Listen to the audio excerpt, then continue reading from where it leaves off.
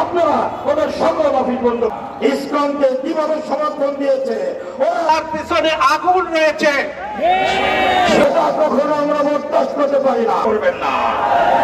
ওই বিজেপির এক নেতা ইসকন মানে শেখ হাসিনা, আমি এই মুহূর্তে আদেশ করতে দিবেন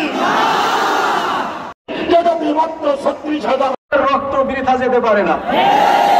আমরা সুশৃঙ্খল ভাবে আমাদের আন্দোলন চালিয়ে যাইতে চাই এবং সরকারের কাছে আমরা সুষ্ঠু বিচার দাবি করি, ইসকনকে নিষিদ্ধ করার দাবি জানাই।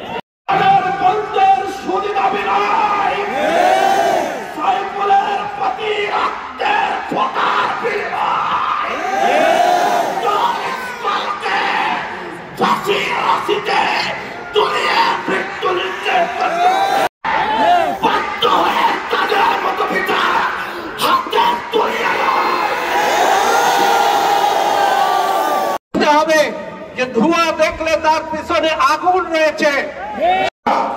ইসকনকে কিভাবে সমর্থন দিয়েছে, এটা কখনো আমরা বরদাস্ত করতে পারি না। সুতরাং যেটা মাত্র 36,000 3 লক্ষ রোমান বাহিনীর বিরুদ্ধে যারা তারা ভিতরে ঢুকে যাও, ঢুকে গিয়ে তোমরা